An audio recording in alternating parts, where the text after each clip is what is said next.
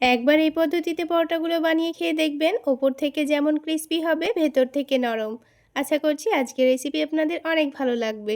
তো সবার প্রথমে একটা মিক্সিং বোলের মধ্যে একটা ডিম ভেঙে নেব। আমি এখানে 1 কাপ ময়দার পরোটা তৈরি করে নেব, সেই জন্য এখানে একটা ডিম ভেঙে নিচ্ছি। আপনারা বেশি করে পরোটাগুলো বানাতে চাইলে বেশি করে এখানে ডিম ভেঙে নেবেন। এবার এই ডিমের মধ্যে স্বাদ মতো লবণ দিয়ে দিচ্ছি, আর দিয়ে দেব 1 টেবিল চামচ পরিমাণ চিনি।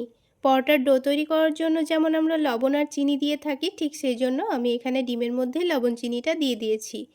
এবার একটা হ্যান্ড উইক্স দিয়ে খুব ভালো করে ডিমটাকে ফেটিয়ে নেব। 2 মিনিট ফেটিয়ে নেওয়ার পর চিনিটা যখন খুব ভালোভাবে গলে যাবে, তখন এখানে দিয়ে দেব 1 কাপ পরিমাণ ময়দা। আপনারা চাইলে এই পরোটাগুলো আটা দিয়েও বানাতে পারেন, তবে আমি বলবো ময়দা দিয়েই বানাতে। পরোটাগুলো ময়দা দিয়ে বানালে খেতে ভীষণ ভালো লাগে। তারপর এখানে পরিমাণ মতো পানি দিয়ে একটা ব্যাটার তৈরি করে নিতে হবে। তো ব্যাটারটা তৈরি করার ক্ষেত্রে প্রথমে অল্প অল্প করে পানি দিয়ে ব্যাটারটা তৈরি করে নিতে হবে। একেবারে পানি দিয়ে ব্যাটারটা তৈরি করে নিলে আবার ব্যাটারের মধ্যে অনেকটাই দলাভাব থেকে যায়। তাই বারে বারে অল্প অল্প করে পানি দিয়ে একটা সফট ব্যাটার তৈরি করে নিতে হবে। তো এখানে পানির পরিমাণটা কিন্তু একটু বুঝে নিয়ে দিয়ে দিতে হবে। আমি এখানে পরিমাণ মতো পানি দিয়ে দিয়েছি। তো ব্যাটারটা যখন একটু ঘন করে তৈরি করে নেব, তখন ব্যাটারটাকে একটু ভালোভাবে ফেটিয়ে নিতে হবে।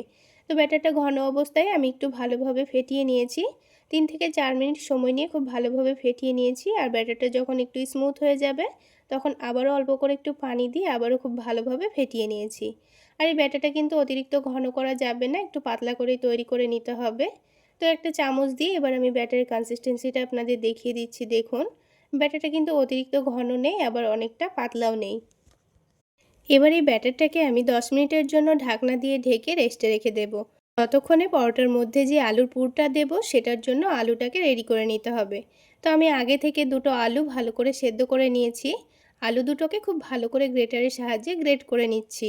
আপনারা চাইলে আলুটাকে ম্যাশ করেও নিতে পারেন। আলুর মধ্যে যেন কোনো রকম দলাভাব না থাকে। তো আলুটা খুব ভালোভাবে ম্যাশ করে নেওয়া হয়ে গেছে। এবার কড়াইয়ের মধ্যে দিয়ে দিচ্ছি 2 টেবিল চামচ পরিমাণ সরিষার তেল। এবার তেলটাকে একটু ভালো করে গরম করে নিতে হবে। তেলটা যখন ভালোভাবে গরম হয়ে যাবে, গ্যাসের ফ্লেমটা কমিয়ে দিয়ে এখানে অল্প করে দিয়ে দেব পেঁয়াজ কুচি।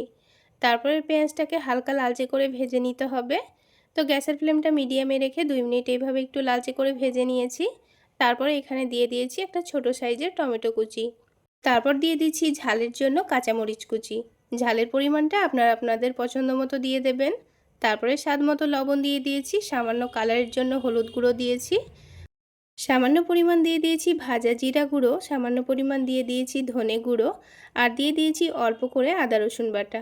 সব কিছু একসঙ্গে খুব ভালো করে নাড়াচাড়া করে ভেজে নিতে হবে। এখানে টমেটোটা যতক্ষণ না পর্যন্ত গলে যাচ্ছে, ততক্ষণ অনবরত নাড়াচাড়া করে ভেজে নিতে হবে। আর একটু সময় নিয়ে ভেজে নিলে আদা রসুনের কাঁচা গন্ধটাও চলে যাবে। সেক্ষেত্রে এখানে আলুর পুরটা খেতে ভীষণ ভালো লাগবে। তো দেখুন, কিছুক্ষণ ভেজে নেওয়ার পর এবার কিন্তু টমেটোটা অনেকটাই গলে গেছে, আর আদা রসুনের কাঁচা গন্ধটাও কিন্তু চলে গেছে। তো এই পর্যায়ে আমি গ্রেট করে রাখা আলুটা দিয়ে দিলাম। দিয়ে অনবরত নাড়াচাড়া করে মশলার সঙ্গে খুব ভালো করে মিশিয়ে নিতে হবে। যখন আলুর মধ্যে মশলাটা খুব ভালোভাবে মিশে যাবে, তখনই কিন্তু এই আলুর পুরটা তৈরি হয়ে যাবে। তো এই আলুর পুরটাকে এবার আমি একটা বাটির মধ্যে তুলে এটাকে ঠান্ডা হওয়ার জন্য রেখে দিচ্ছি। ততক্ষণে ব্যাটারটা কিন্তু আবারও একটু ভালোভাবে রেডি করে নিতে হবে। তো পরোটাগুলো ভেজে নেওয়ার আগে আবারও ব্যাটারটাকে একটু ভালোভাবে নাড়াচাড়া করে মিশিয়ে নিচ্ছি, কারণ এটা 10 মিনিটের মতো রেস্টে ছিল। ততক্ষণে কিন্তু এই ব্যাটারটা আগের থেকে অনেকটাই ঘন হয়ে গেছে। তো আবারও একটু ভালোভাবে নাড়াচাড়া করে মিশিয়ে নিয়ে এবার পরোটাগুলো তৈরি করে নেব। তো তার জন্য প্যানের মধ্যে সামান্য পরিমাণ তেল প্যানের চারিদিকে একটু ভালোভাবে ছড়িয়ে দিচ্ছি। পরোটাগুলো ভাজার সময় কিন্তু এখানে প্যানটাকে অতিরিক্ত গরম করা যাবে না, হালকা গরম করে নিতে হবে। অতিরিক্ত গরম করে নিলে কিন্তু পরোটার মধ্যে একটু ছিদ্র চলে আসবে, সেক্ষেত্রে পরোটাটা দেখতে আর ভালো লাগবে না, আর পরোটাটা পুড়ে যেতেও পারে। তো এখন পরোটাটা যত বড় আপনারা রাখতে চাচ্ছেন, ততটা পরিমাণ ব্যাটার দিয়ে দেবেন। তো আমি এখানে পরোটাগুলো একটু বড় করে তৈরি করে নেব, সেই জন্য এখানে 2 চামচ মতো ব্যাটার দিয়ে দিচ্ছি। তবে আপনারা যদি ছোট করে পরোটাগুলো বানান, সেক্ষেত্রে অল্প করে ব্যাটার দিয়ে দেবেন। প্যানের মধ্যে ব্যাটারটা দেওয়ার পর এটাকে গোল করে রুটির মতো করে আকার দিয়ে দেবেন, তাহলে দেখতে ভীষণ ভালো লাগবে। তো আমি এখানে চামচটা দিয়ে এই পরোটাটাকে গোল শেপ দিয়ে নিয়েছি। এবার দেখবেন 2-1 মিনিটের মধ্যেই ওপরের দিকটা খুব সুন্দরভাবে শুকিয়ে এসেছে। তখন এটাকে উল্টে দিতে হবে। উল্টে দেওয়ার পর নিচের দিকটা যখন হালকা কালার চলে আসবে তখনই কিন্তু পরোটাটা রেডি হয়ে যাবে। তো পরোটাটা তুলে রেখে বাকি পরোটাগুলো ঠিক একইভাবে তৈরি করে নিয়ে রেডি করে নিতে হবে। তো বন্ধুরা, এই পরোটাগুলো তৈরি করার জন্য কিন্তু সবগুলো পরোটা একসঙ্গে ভেজে তুলে নেওয়ার পর আবারও কিন্তু বাকি কাজটা করে নিতে হবে। তো একে একে আমি বাকি পরোটাগুলো ঠিক একইভাবে তৈরি করে নিয়েছি। আর এই পরোটাগুলো হালকা করে ভেজে নিতে কিন্তু খুব বেশি সময় লাগে না, অল্প সময়ের মধ্যেই কিন্তু ভাজা হয়ে যায়। তো এবার আরও একটা আলাদা বাটির মধ্যে একটা ডিম ভেঙে নিচ্ছি, আর এই ডিমের মধ্যে 1 চামচ মতো কর্নফ্লাওয়ার দিয়ে দিচ্ছি। এখানে যদি আপনাদের হাতের কাছে কর্নফ্লাওয়ার না থাকে সেক্ষেত্রে 1 চামচ ময়দাও দিয়ে দিতে পারেন। তো একটু সময় নিয়ে এবার ডিমের সঙ্গে কর্নফ্লাওয়ারটাকে খুব ভালো করে মিশিয়ে নিতে হবে। তো 2 থেকে 3 মিনিট সময় নিয়ে আমি কর্নফ্লাওয়ারটাকে খুব ভালো করে মিশিয়ে নিয়েছি। এবার এই ডিমের একটু টেস্টটা বাড়িয়ে নেওয়ার জন্য আমি এখানে হাফ টেবিল চামচ পরিমাণ চাট মশলা দিয়ে খুব ভালো করে মিক্স করে নেব। আপনারা যদি এখানে চাট মশলা না দিতে চান তাহলে সামান্য পরিমাণ লবণ দিয়ে দিতে পারেন, তাহলেও কিন্তু খেতে ভীষণ ভালো লাগবে। তো দেখুন, চাট মশলা দিয়ে আবারও খুব ভালো করে মিক্স করে নিয়েছি। এবার এদিকে আলাদা একটা প্লেটের মধ্যে টোস্ট বিস্কুটকে গুঁড়ো করে রেডি করে নিয়েছি। তবে আপনাদের হাতের কাছে যদি ব্রেড ক্রাম্বস থাকে তাহলে ব্রেড ক্রাম্বসও নিয়ে নিতে পারেন। এবার আমি আপনাদের সবশেষে পরোটাগুলো কিভাবে তৈরি করে নেব সেটা দেখিয়ে দিচ্ছি। এবার যে আলুর মিশ্রণটা আমি রেডি করে রেখেছিলাম সেখান থেকে অল্প করে একটু মিশ্রণ নিয়ে এই পরোটার ওপরে চারিদিকে একটু ভালোভাবে ছড়িয়ে দিচ্ছি। আমি এখানে অল্প করে আলুর মিশ্রণটা নিয়েছি, আপনারা চাইলে বেশি করে নিয়ে নিতে পারেন। তো চারিদিকে ছড়িয়ে নেওয়ার পর এটাতে আমি একটা ভাঁজ দিয়ে নিচ্ছি, তারপর ঠিক একইভাবে আরও একটা ভাঁজ দিয়ে নিচ্ছি। তো এটাকে আমি চৌকো শেপে পরোটা তৈরি করে নেব, সেই জন্য 4টা ভাঁজ দিয়ে নিয়ে আলুর পুরটাকে ঢেকে দিয়েছি। এবার এই পরোটাটা ভেজে নেওয়ার জন্য যেন না খুলে যায় সেই জন্য এখানে ডিম আর কর্নফ্লাওয়ারের মিশ্রণটা রেডি করে নিয়েছি। তো এই ডিম আর কর্নফ্লাওয়ারের মিশ্রণে ভালো করে ডুবিয়ে নিয়ে ব্রেড ক্রাম্বসে কোট করে নিচ্ছি। তো ব্রেড ক্রাম্বসে কোট করে নিলে কিন্তু পরোটাগুলো অনেকটাই ক্রিস্পি হয়, খেতে ভীষণ ভালো লাগে। তো প্যানের মধ্যে সামান্য পরিমাণ তেল দিয়ে একটা করে পরোটা ভেজে নেব। পরোটার যে দিকটা খুলে যাবে মনে হচ্ছে সেই দিকটাই প্রথমে দিয়ে ভেজে নিতে হবে। তো গ্যাসের ফ্লেমটা লোতে রেখে আমি একদিকটা ভেজে নিয়েছি, আবারও উল্টে দিয়ে গ্যাসের ফ্লেমটা লোতে রেখে ভেজে নেব। আর পরোটাটা উল্টে দিয়ে কিন্তু আরও একটা পরোটা আমাদের রেডি করা হয়ে যাবে, সেজন্য আরও একটা পরোটা আমি রেডি করে নিচ্ছি। আর আরও একটা পরোটা রেডি করতে করতে কিন্তু আমার প্যানের যে পরোটাটা আছে সেটাও হয়ে যাবে। তো গ্যাসের ফ্লেমটা লোতে রেখে পরোটাগুলো ভেজে নেওয়ার চেষ্টা করবেন, তাহলে পরোটাগুলো অনেকটাই ক্রিস্পি তৈরি হবে। আর এই পরোটাগুলো ভেজে নিতে কিন্তু খুব বেশি তেলের প্রয়োজন হয় না। তাহলে একবার এই পদ্ধতিতে পরোটাগুলো বানিয়ে আপনারা খেতে পারেন। তো এবার এই পরোটাটাকে বিস্কুটগুলোর মধ্যে এইভাবে রেখে দিয়ে প্যানের পরোটাটাকে আমি তুলে নেব।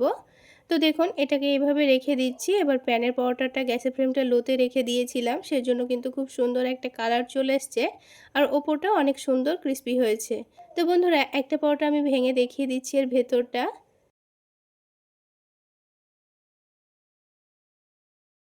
আজকে আমি আপনাদের খুবই সহজ পদ্ধতিতে খুব অল্প সময়ের মধ্যে মাখা বেলার ঝামেলা ছাড়া দারুণ টেস্টি এই ডিম পরোটাগুলো তৈরি করে দেখাবো।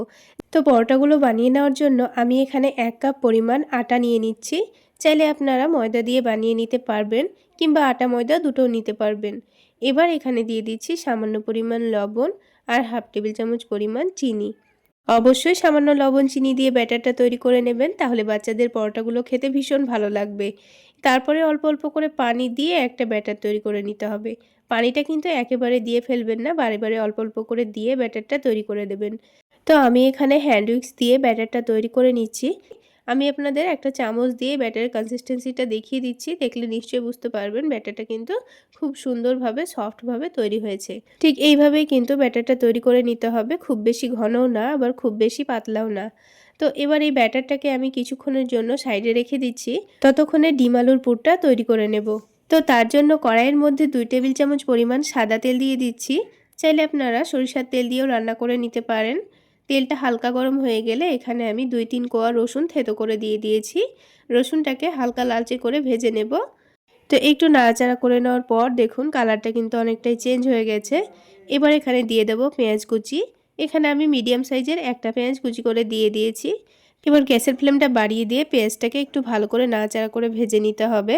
পেঁয়াজটা যখন হালকা ভাজা ভাজা হয়ে যাবে তখন এখানে দিয়ে দেব টমেটো কুচি। টমেটো যদি না দিতে চান না দিলেও হবে। এবার তার সাথেই দিয়ে দেব একটা গ্রেট করা আলু। তো আমি এখানে একটা আলু গ্রেট করে দিয়ে দিয়েছি। আলুর পরিমাণটা আপনারা কম বেশি করে নিতে পারেন। সব কিছু একসঙ্গে খুব ভালো করে ভেজে নেব। একটু পরে এর মধ্যে দিয়ে দেব স্বাদ মতো লবণ, হালকা দিয়ে দিচ্ছি হলুদের গুঁড়ো, হালকা দিয়ে দিচ্ছি ভাজা জিরা গুঁড়ো, আর সামান্য পরিমাণ দিয়ে দিচ্ছি ধনে গুঁড়ো, আর ঝালের জন্য দিয়ে দিচ্ছি মরিচের গুঁড়ো। ঝালের পরিমাণটা আপনারা আপনাদের পছন্দ মতো দিয়ে দেবেন। এবার সব কিছুকে একসঙ্গে ভালো করে নাড়াচাড়া করে নেব। আলুটা সেদ্ধ হয়ে যাওয়া পর্যন্ত এটাকে এইভাবে নাড়াচাড়া করে নিতে হবে। ঢাকনা দিয়ে ঢাকার কোনো দরকার নেই, এভাবে কিছুক্ষণ নাড়াচাড়া করে নিলে কিন্তু আলুটা খুব ভালোভাবে সেদ্ধ হয়ে যাবে।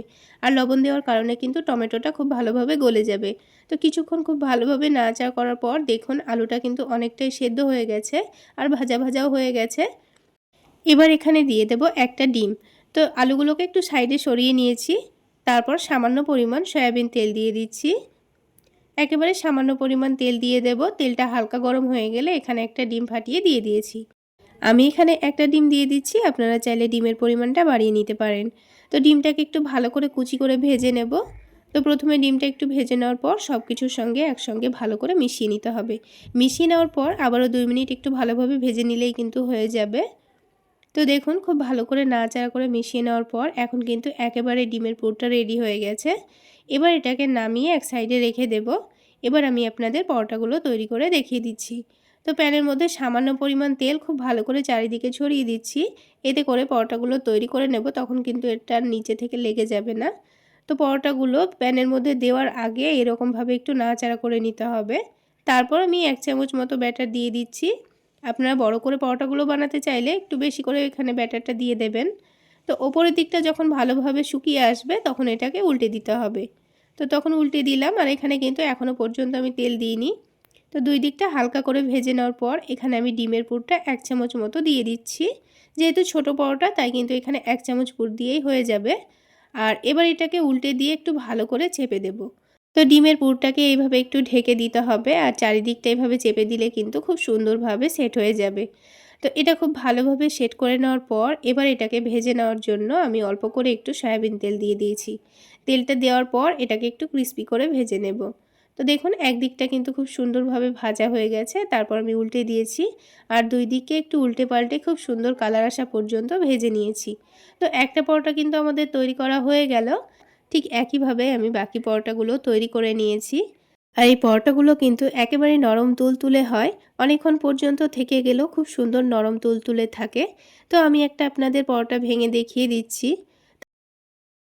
তাহলে বন্ধুরা আজকে এই পর্যন্তই। সকলে অনেক বেশি ভালো থাকবেন, সুস্থ থাকবেন।